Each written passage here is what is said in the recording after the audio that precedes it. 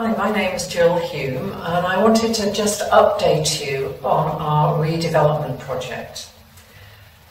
Some of you will know that the church has been considering this for a very long time. I'm going to be using in this video some footage shot by Amy interviewing Brian Unit, who has been doing a lot of work behind the scenes. Our church premises have been on the High Street now since the early 1900s and have evolved over many years since. The original building was built just as a church, and then as time went on, further halls and other facilities have been added as the need has arisen. Over the last few years, we've been aware that the nature of the use of the premises has changed, and several different groups with diverse needs have started to use the premises. So we decided it was time to have a good look at how they're used and how the different groups use it now, and see how we might improve the premises to suit today's needs. So, in conjunction with a team of architects, we had a study done of how it's used and what we might do, and then looked at the conclusion of the study to see what things were most important to us. And we found that the main problem, the one that we really wanted to look at first, was access to the premises and circulation within the premises, particularly for people who find walking difficult. We wanted to make the premises accessible to all and on an equal basis, so everybody has access to the same facilities.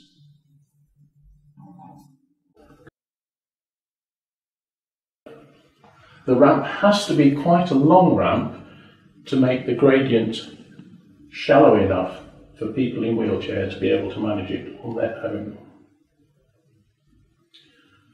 Then around the outside of the ramp, we have put in a display area for items which would otherwise have been displayed in our bookshop, our bookstore, which we had in the earlier arrangement of the premises.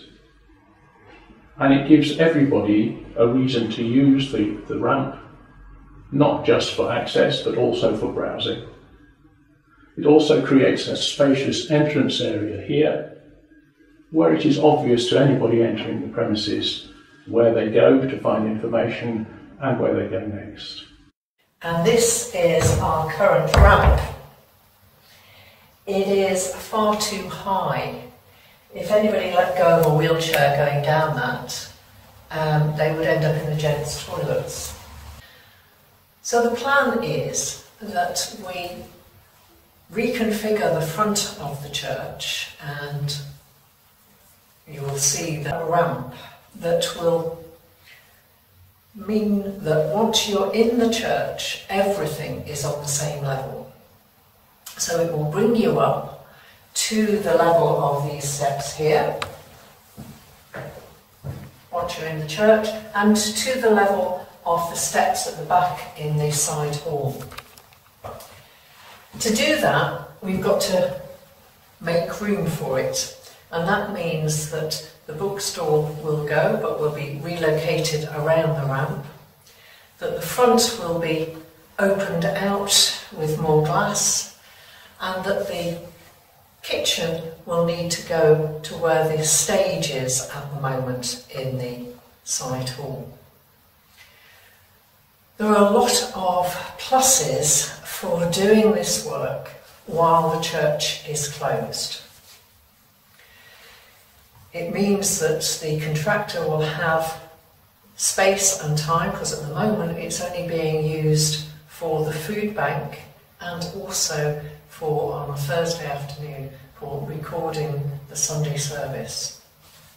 Hopefully, in the not too distant future, we'll be back to live worship, but I doubt very much that there will be lettings taking place this side of September. So it would be good to start this work. So here we are in the side hall. The floor here is to be raised to the same level as the floor at the far end of the hall, which will then be the same level as throughout the rest of the premises. The wall that we're seeing now is between the side hall and the main church building, and in the main church building there are windows along this side which have been blocked off when this hall was built. We intend to open those up so that there's a visual link between the side hall and the church. At this end of the side hall, we will open up a doorway between the side hall and the church so that we have easy access between the two. The food bank have been using this throughout the first and second lockdown. The plan was for them to move back into the back of the premises, but unfortunately we had a major flood in August of last year. You'll see from the amount of stuff that is here that their work is absolutely vital at the moment. They've gone from feeding, say, having 3 to 10 boxes a week to just before Christmas there was over 105 people fed from the food bank in a week.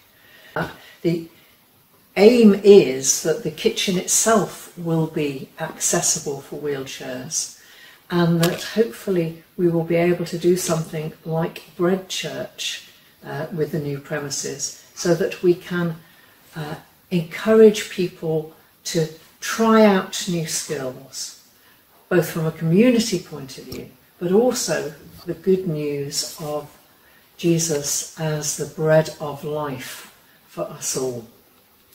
So watch this space on Bread Church. This is the main hall at the back of the premises. It's used for lots of different activities, and you can see it's quite cluttered as a result, with equipment which is needed on different occasions. There are also lots of pipes and cables on the surface of the walls, which make it look unsightly. So we would like to improve this by providing storage for all of the clutter that's in here.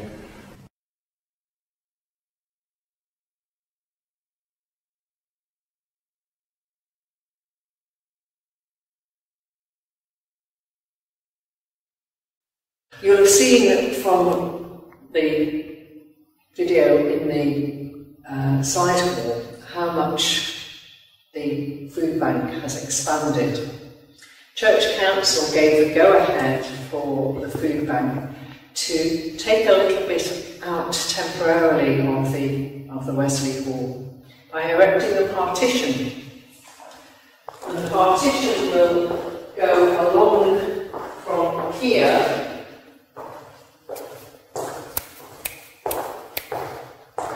to around here. So this partition with a sloping roof will actually tidy up all this pipework and so forth, and means that the work that we'd intended to do in the Wesley Hall can be much reduced and be at lesser cost. The food bank is paying for all this work. We are very happy that the food bank want to stay with us and to continue their vital work in the town from this space. So I'd like to bring you up to date on where we are with the project at the moment. The steering group have been working incredibly hard, and we've identified a builder. It is the middle quote for what we've been given, but it is a builder that we feel confident about, and that our quantity surveyor has recommended. Unfortunately, we were unsuccessful in gaining the connectional grants from the Methodist Church, because all connectional grants have been suspended for 2 years. That means that we do have a projected shortfall in our money. We have a great deal of money in, the majority of the money that we can see coming in from pledges, from fundraising, and from the circuit. The circuit has pledged to give us £400,000. But we can see that we are still short by about £55,000, which is a lot of money, but in the scheme of an £800,000 project is doable, I believe. The Church Council took the decision this last week to appoint the middle tenderer as our preferred supplier, which means that we can enter into negotiations with them and look to see if there are any cost savings to be made. It also means that we are on track, we hope, to be starting work in late spring with a company that we feel confident about. But I need to appeal to you, our members, who've been so generous, I know, and who have been so patient, because this project has been on the cards for so many years. And I do know that people have said to me, well, once it starts going, yes, we will put our hands into our pockets. So I'm saying to you that now is the time. Now is the time to grasp the vision, to enable our church premises to look forward to being truly accessible for all, to being fit for the 21st century, to enable us to do the work that we would like to do with Bread Church and Lunch Bunch, to enable people to come in and feel welcome and feel beloved of God, so that we can move forward as the church in this place, showing by our actions that we are inclusive and that God welcomes everyone. So thank you if you have already pledged. Thank you if you have sent in cheques or transfers to the Redevelopment Fund. If you are still wavering, speak to one of the steering group. Speak to Gary, to Brian, or myself. See what you can help, how you can enable this vision to be realised. And we are aware that not everybody is in a position to give large sums of money. But if you are in a position that you could think about ways in which you could fundraise once restrictions are lifted, then we really want to hear from you. We really want to hear how we can open out to our community, to our town, and be the people of God in this place.